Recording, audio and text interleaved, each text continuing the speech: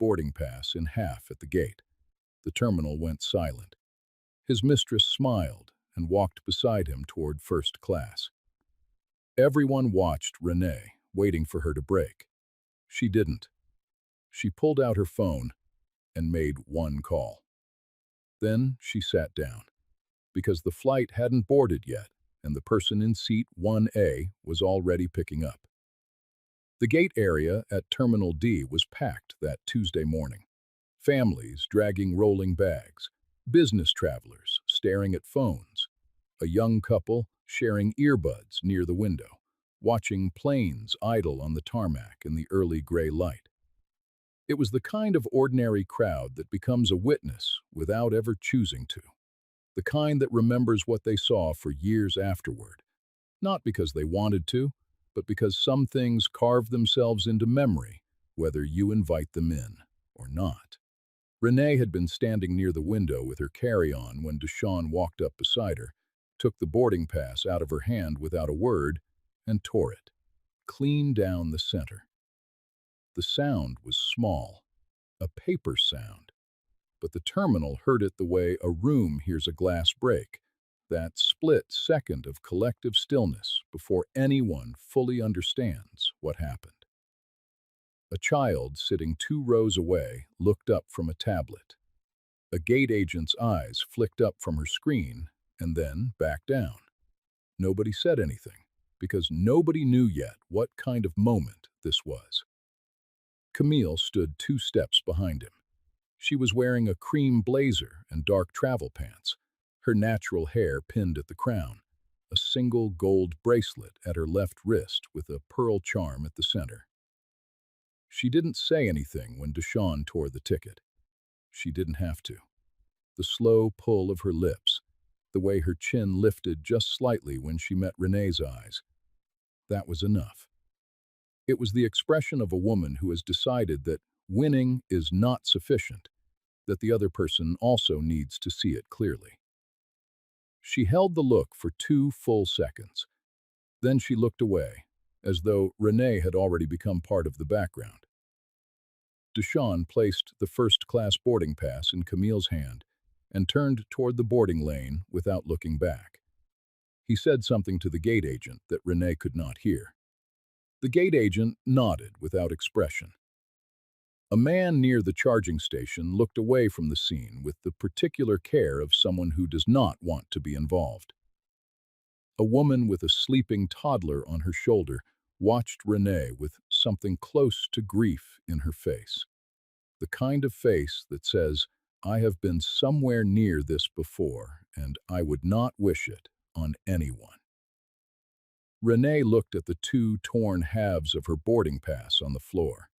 Then she bent down, slowly, deliberately, without any sign of embarrassment, picked both pieces up, folded them once along the existing crease, and slid them into the inside pocket of her coat.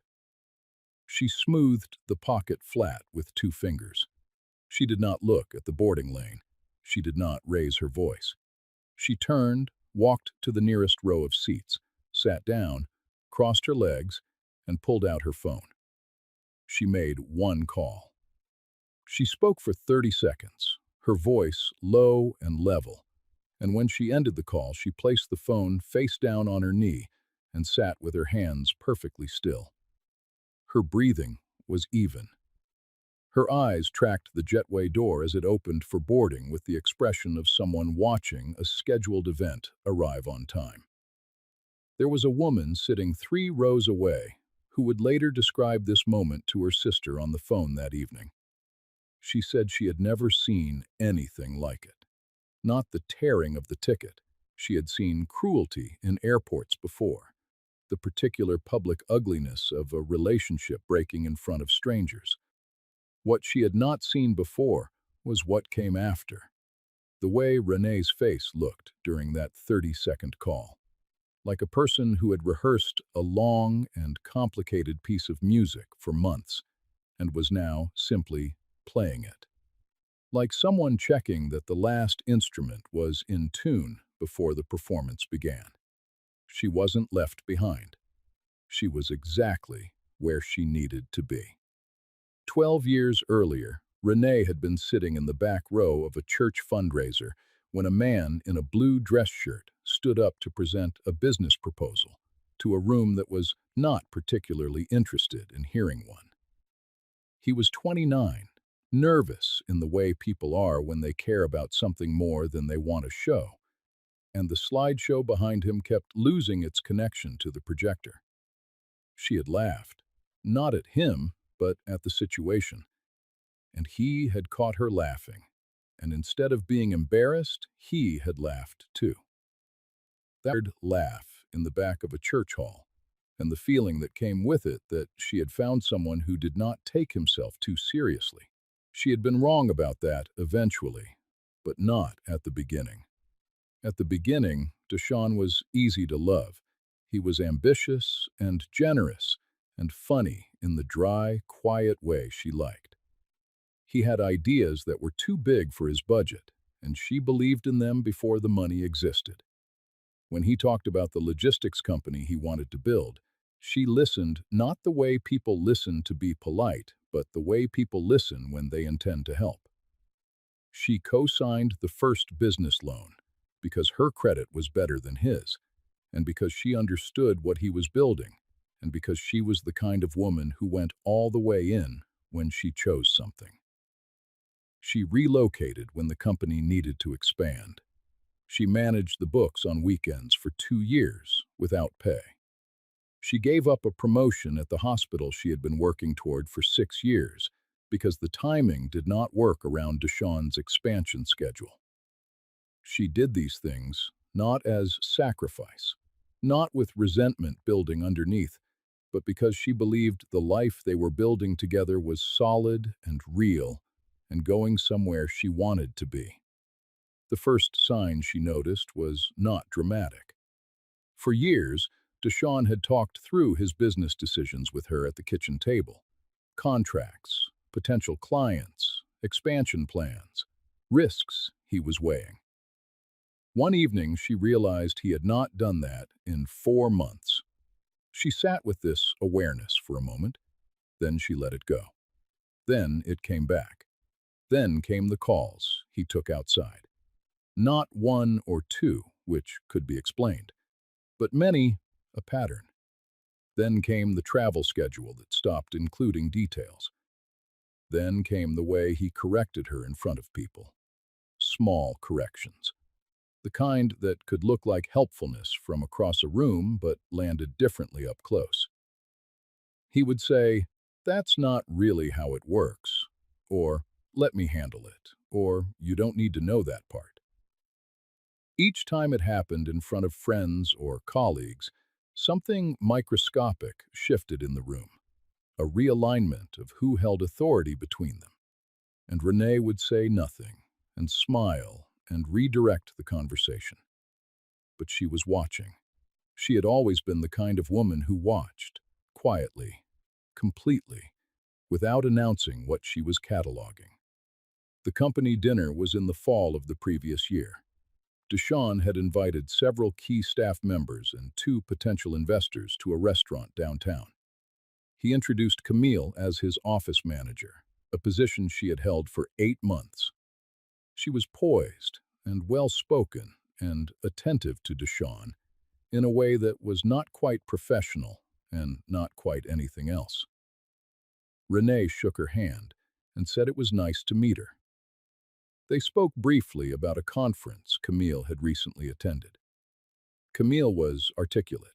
She was also wearing a gold bracelet with a single pearl charm at the center. It was a small thing, a piece of jewelry most people would not remember.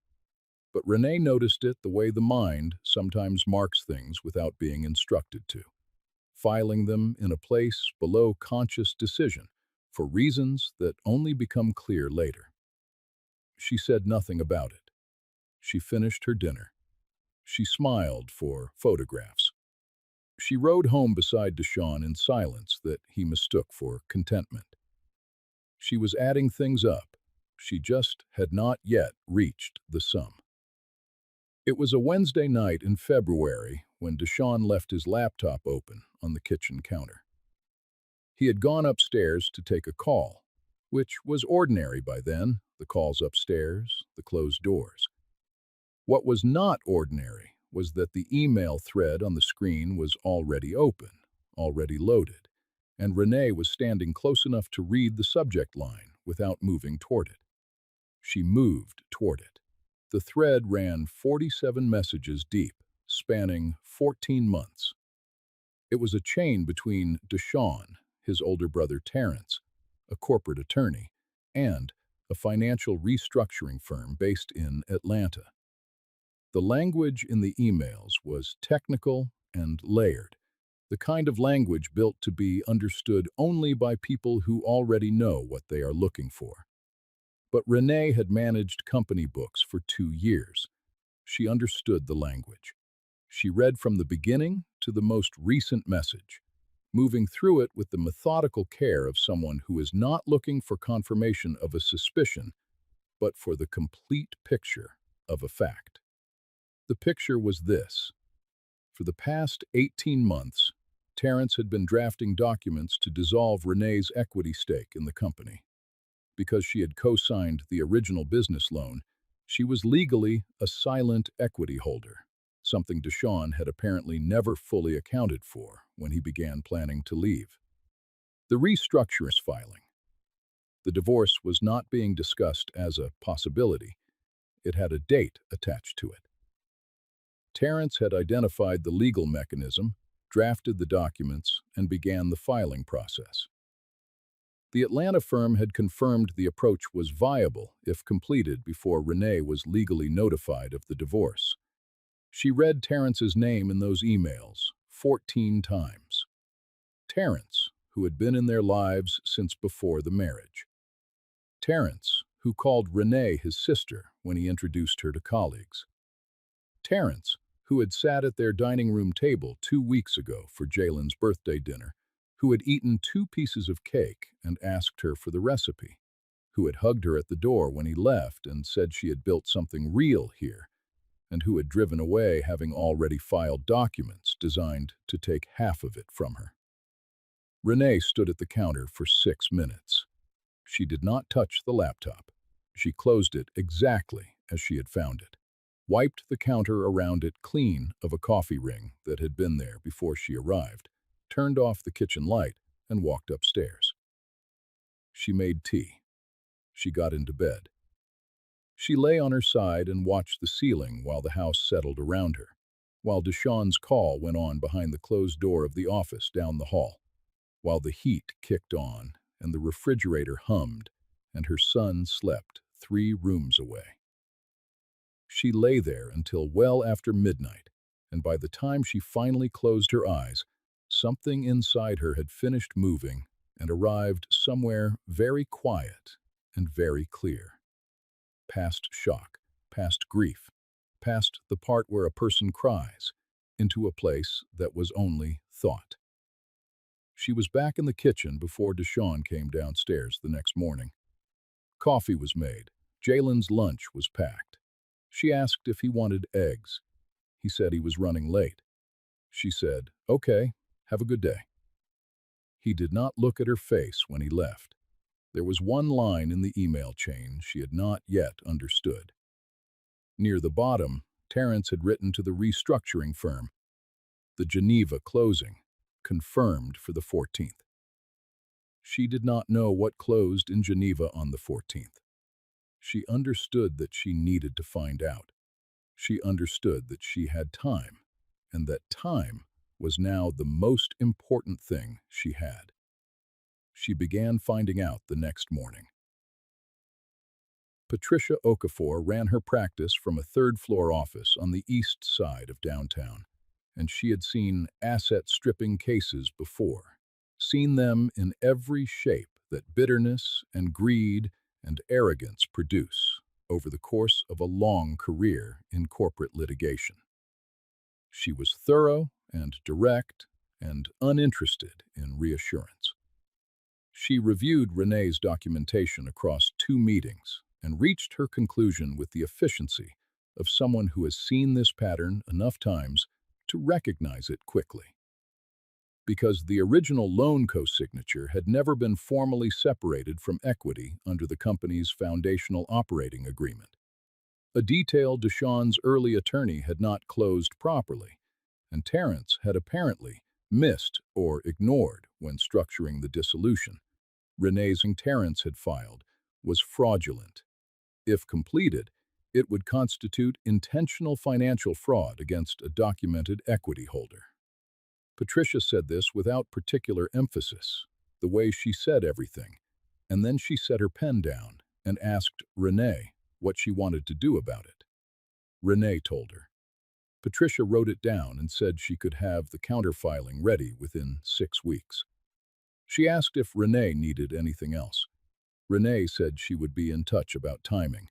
She thanked Patricia, picked up her bag, and took the elevator down to the street, and stood in the cold for a moment before walking to her car. Over the following 6 weeks, Renee did nothing at home that looked like preparation. She made dinner. She helped Jalen with homework and attended his soccer games and drove him to his Saturday morning art class. She went to work at the hospital. She met her deadlines. She was present and unremarkable. At Deshawn's company anniversary reception, she wore a dress she had owned for 3 years, smiled in 3 photographs with people she recognized from the restructuring emails, and gave nothing away. Deshawn, growing more confident by the week, became careless in the ways that overconfident people always do. He stopped switching apps when she entered a room. He stopped building elaborate explanations for late evenings.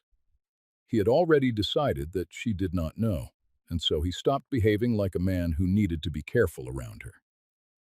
Camille came to the house twice during those 6 weeks. The first time, she appeared at the front door with a contract Deshawn had supposedly left at the office, holding the folder with the particular care of someone who wants to be seen being helpful. The second time, she came with a venue recommendation for a business dinner, and she stood at the doorway an extra few seconds longer than the errand required. Both times, Camille's expression carried the same upward tilt from the airport, that quiet look of a woman who wanted the other woman to know where things stood. Both times, Renee received whatever was being delivered, said thank you, and closed the door. She offered Camille nothing back, not hostility, not pain, not even acknowledgement of the subtext. Nothing. Because nothing was all that was warranted, and because a woman who is 3 moves ahead does not spend energy on the opening. The invitation came from Deshawn on a Sunday morning. He sat across from her at the kitchen table and told her he had a major freight conference in Geneva coming up. Key investors, important contracts, relationships worth building in person. He said he had booked 2 first-class tickets, that it might be good for them to travel together, see the city. He said it with the smoothness of a man who has rehearsed something until the rehearsal marks no longer show. Renee looked at him across the table and said it sounded wonderful. She said she had been hoping they could spend some real time together. She smiled in a way she had learned from 12 years of watching him need to be believed. That evening, after Jalen was asleep, she called Patricia. She said, he took the bait. What Deshawn did not know, what Terrence did not know, what Camille did not know, was that Patricia had already contacted Eleanor Voss 2 weeks earlier. Eleanor led the primary investment group behind the Geneva closing, a private equity firm with positions in 3 continents, and a reputation for moving carefully before it moved at all.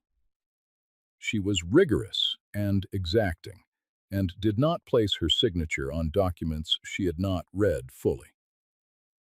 When Patricia sent her a summary of the equity irregularities with supporting documentation, Eleanor had read it, asked 3 precise questions, received 3 precise answers, and agreed to a private meeting before the closing session.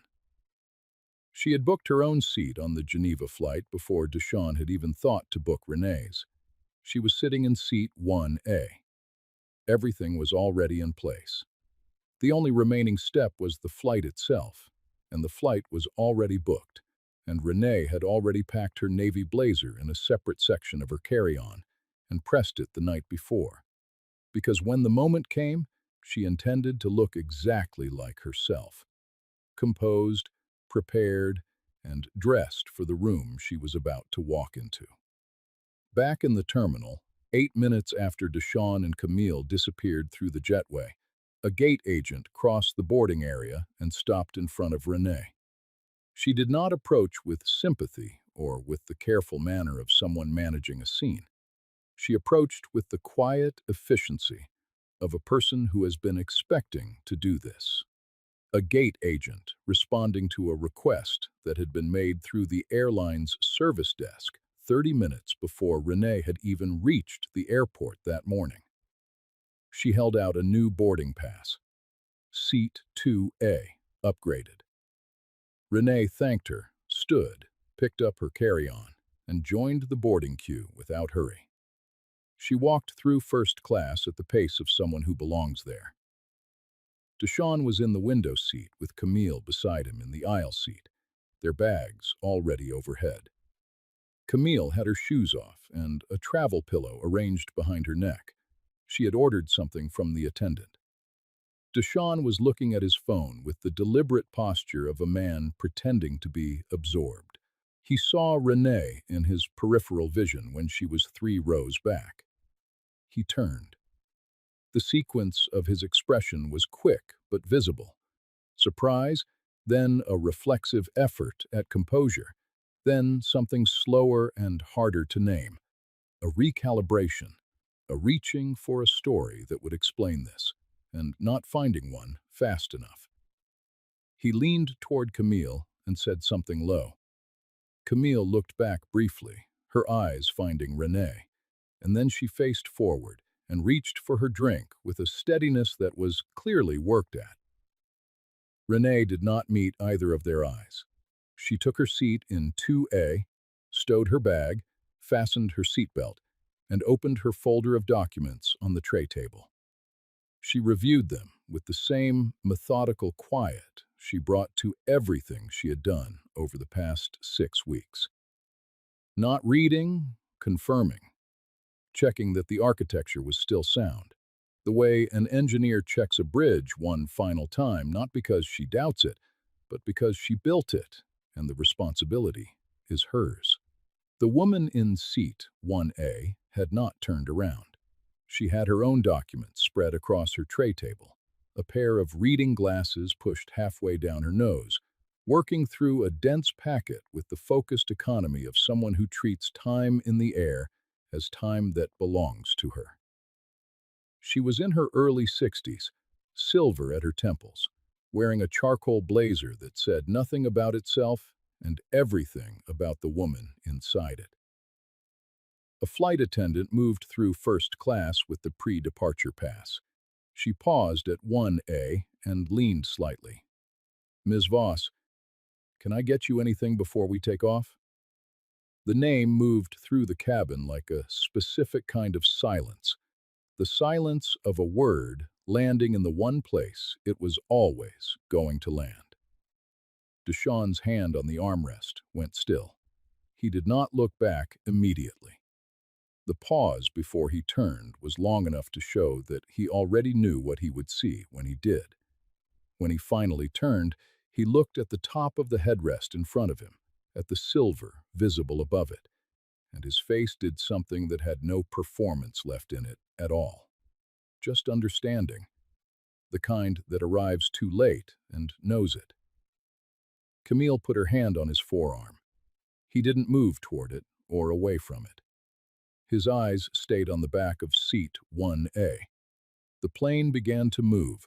Renee watched the runway expand beneath them through the window, the terminal pulling away, the gray morning opening into the gray sky above it, and her expression was the expression of a woman watching something she had built from nothing begin to work exactly as she designed it to. Not satisfaction, not relief. Something quieter than either, the particular piece of having prepared completely for something. And now, simply being inside it. Behind her, Deshawn did not speak to Camille for the first hour of the flight. Camille ordered champagne when the attendant came through, more deliberately than she needed to, angling toward the aisle so the motion was visible to the row behind.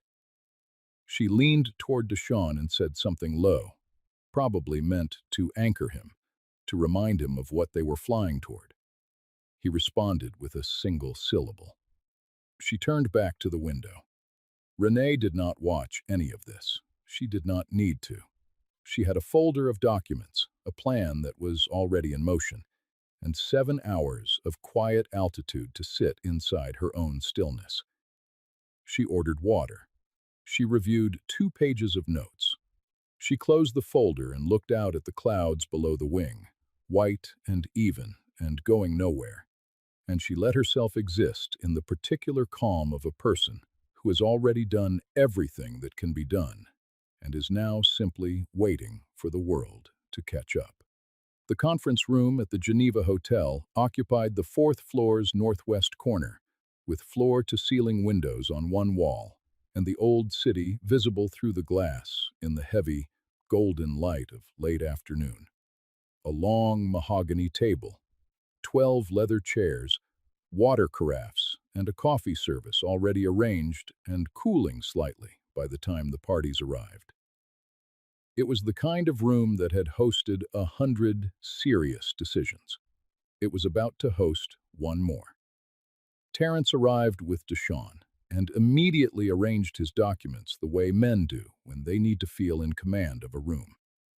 He greeted the other parties with the efficient warmth of an attorney who considers these situations controlled environments. The man from a London investment firm, a representative from a Dubai capital group, the Swiss attorney handling the local legal close. All present, all settled. The room looked, from the outside, like a closing. Deshawn sat at the table and straightened his jacket. He had not slept well on the flight. He had not spoken more than 12 words to Camille in the car from the hotel.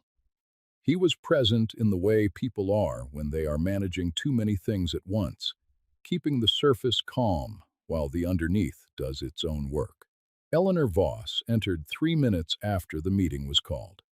She did not apologize for the 3 minutes. She shook hands briefly and efficiently around the table, nodded at the 2 video screens where remote participants were joining. One of them, at the far left screen, showed Patricia Okafor in her downtown office, suit jacket on, documents visible on the desk beside her laptop. And she took the chair at the head of the table, settled her documents in front of her, and poured herself water from the carafe.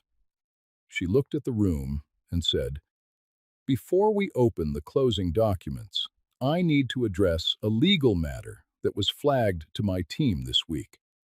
She said it the way a person says the weather is changing. Not as a question, not as an accusation, as a statement of something that was already true and had been true before any of them walked into this room. She slid document packets to each seat. The room was quiet for 40 seconds while people read. Deshawn picked up the first page. His eyes moved across it and then stopped. He put the page down and looked at Terence. Terence was reading with the particular stillness of a man who recognizes every word because he wrote them.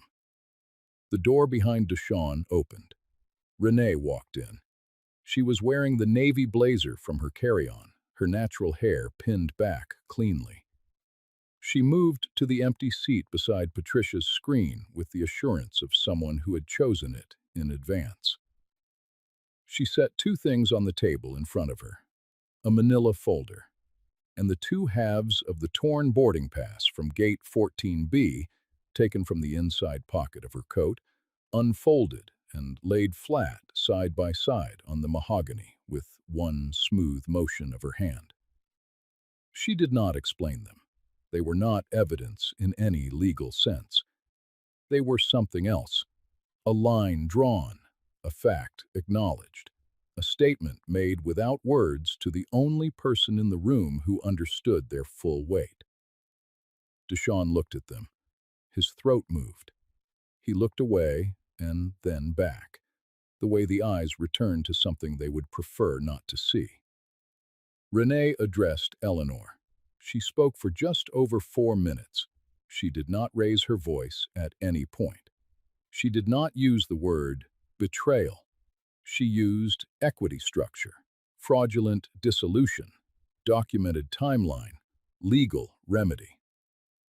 She named Terrence specifically and walked through his involvement with the precision of someone reading from a record that had already been verified. The dates of the filings, the communications with the Atlanta firm, the date of Jalen's birthday dinner, the 12 years of co-signature history that had made the company's first loan possible and had never been legally separated from equity. She said that Patricia had filed an emergency motion in federal court that morning, which had frozen the restructuring pending a full audit. She said the Geneva closing could not legally proceed. She finished speaking and folded her hands on the table in front of her. The room went silent in a way that had nothing to do with the absence of sound, and everything to do with the presence of something undeniable. The Swiss attorney set his pen down beside his documents. The man from London looked at the window. The Dubai representative's expression showed nothing, which was its own clear verdict. Patricia, on the screen, sat quietly with her hands folded in nearly the same position as Renee's. Deshaun stood up. The chair scraped back, and the sound of it cut through the room. He said Renee was vindictive. He said she had always resented his success. He said she had no right to be in this room, that this was a business meeting, that whatever domestic grievances she had could be handled through their attorneys and not in front of his investors. His voice climbed by the third sentence and cracked very slightly by the fifth. Every person at the table watched him the way you watch something approaching the edge of something else. Eleanor Voss waited. She gave him the full space of it, letting every word land and settle. When he stopped speaking, she looked at him with complete calm and said, "Mr. Deshaun, sit down." He sat down. Terrence cleared his throat and began a sentence.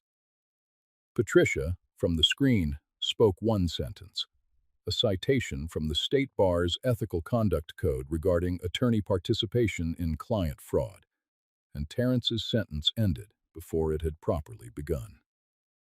He put his pen on the table and looked at the surface of it.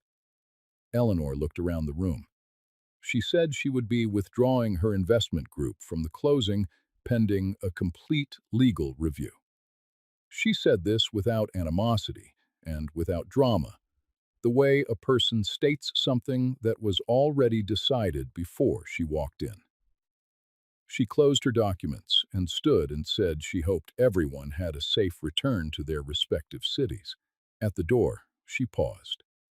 She turned back, not to the room, but specifically to Renee.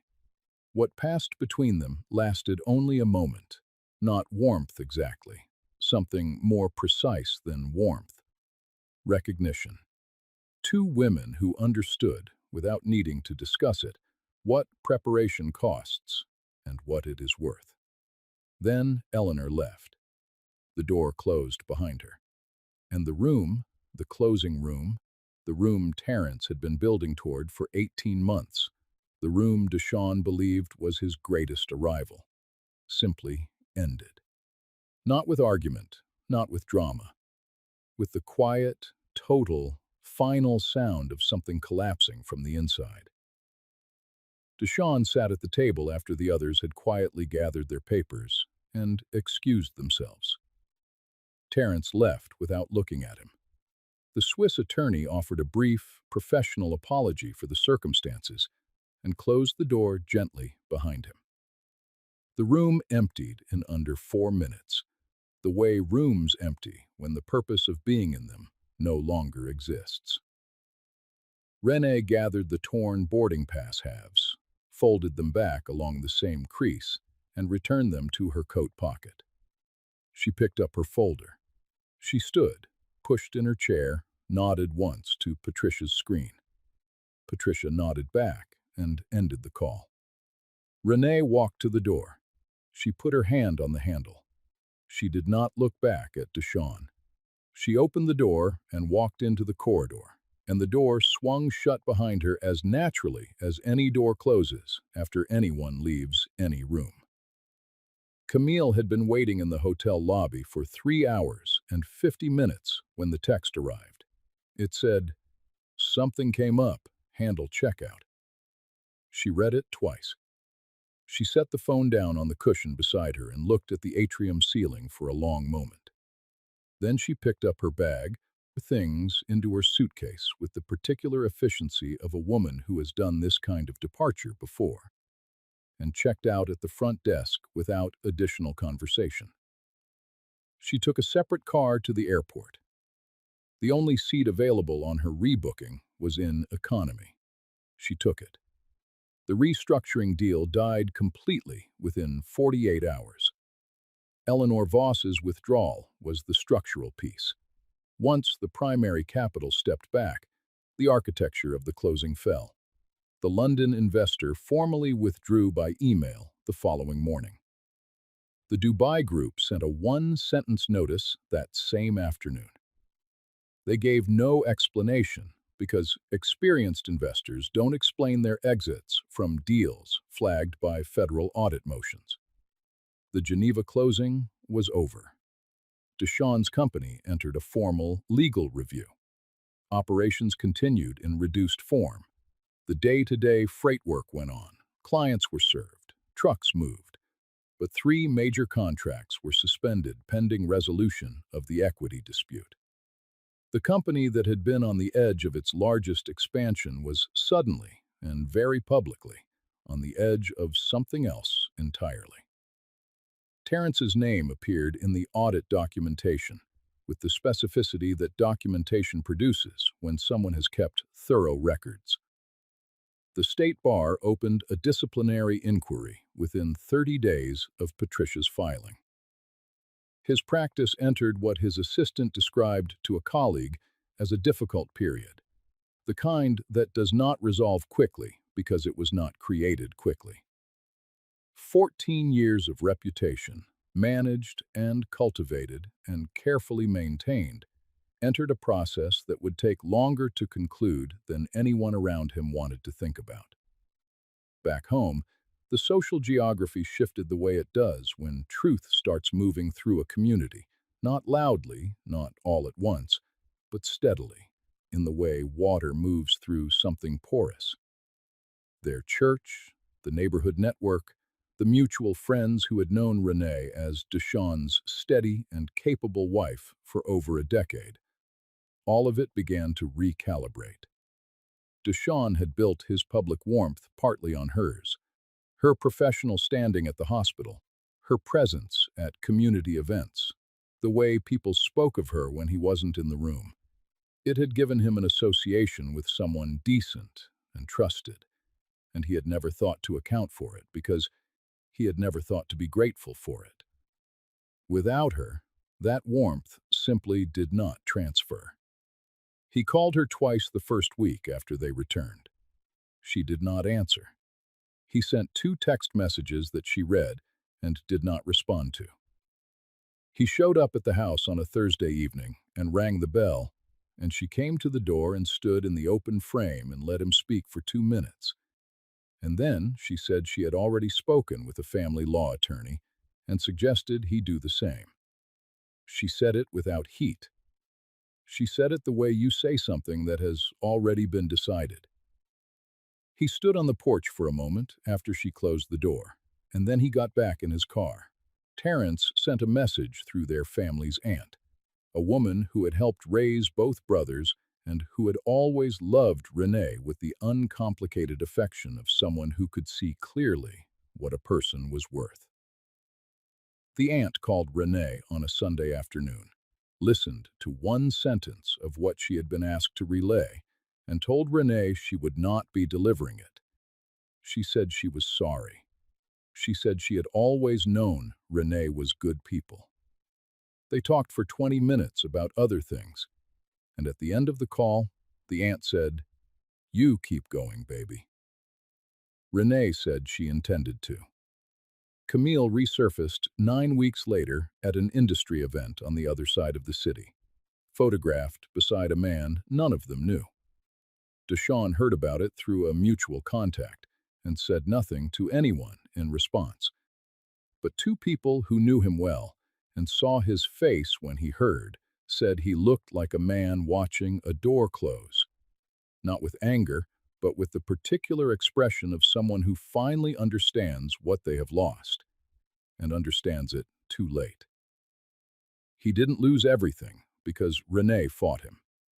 He lost everything because the life he had built was always standing on someone else's foundation, and the moment she stepped off it, there was nothing underneath. 18 months later, on a Saturday afternoon in October, Renee's office building was quiet in the way only office buildings are quiet on weekends. A specific, clean quiet. All the ambient noise of the week removed. Just the hum of the elevator system and the faint sound of the street 4 floors below. The afternoon light came through her window at the long, low angle that belongs to fall, cutting across her desk and warming the surface of it. Her desk held 3 neat stacks, client intake files for 2 new hospital accounts she had been developing, a proposal for a regional healthcare network she had spent 6 weeks writing and was now in its final draft, and a white coffee mug she had brought from home because she liked the weight of it in her hand and the sound it made when she set it down on wood. The mug said nothing on it. It was just a good mug. Small things like that mattered to her now in a way they hadn't when she was busy surviving something. The sound of sneakers moving fast down the hallway reached her a few seconds before the door swung open.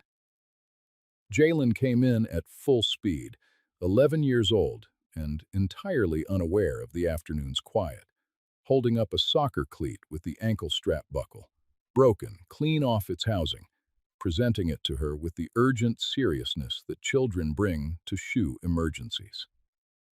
Renee turned her chair toward him. She gave the cleat the full consideration it deserved. Jalen explained the situation in detail, including his theory of why the buckle had failed, which involved the specific way he had landed from a header in the second half of last week's practice. She listened without interruption. Then she opened the top drawer of her desk, moved aside a stapler and 2 pens, and found a wide, black binder clip. She fitted it through the strap loop and fastened it firmly enough to hold through an afternoon. She told him she would get the real buckle replaced after lunch. He looked at the binder clip with the considered skepticism of an 11-year-old evaluating adult improvisation. He tested it with 2 fingers. He decided it would hold. He ran back out, sneakers loud in the hallway, and the door swung slowly behind him, not quite closing all the way. Through the gap, Renee could see the frosted glass panel mounted beside the corridor door. On it, in clean, dark lettering, her name, and below it, the name of her firm. Healthcare Consulting. Her name on the glass. Her firm. Her building, her accounts, her proposal on her desk in the afternoon light. She turned back to the page in front of her. She picked up her pen. Outside, the city moved through its Saturday without urgency. The light on her hands was warm and steady. On a Tuesday the previous month, Deshawn had been driving through this part of the city on his way to a meeting and had slowed when the building came into view. He had pulled to the curb and sat with the engine running, looking at the name on the glass. He had sat there for a moment that lasted longer than moments usually do. Then he had put the car in drive and kept going. Some women cry at the gate.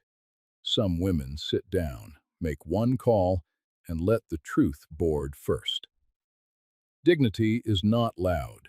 It does not chase, does not argue, does not perform itself for the people who wronged it or explain itself to the people who watched. It simply continues. Into the next room, the next season, the next quiet Saturday afternoon with a child running in from the hallway, and a pen moving across a page, and a name on a glass door that belongs to nobody else. That is what it looks like on the other side. Not a victory speech, not a final confrontation, just a woman at her desk in the afternoon light, her son's footsteps fading down the hallway, her work in front of her, and all the noise of what was done to her, finally, completely, behind her. She picked up her pen and kept writing. The page in front of her was not finished, and neither was she, and both of those things felt exactly right. If needs to remember what dignity looks like, and if you want more stories about women who never broke when they were supposed to, you know where to find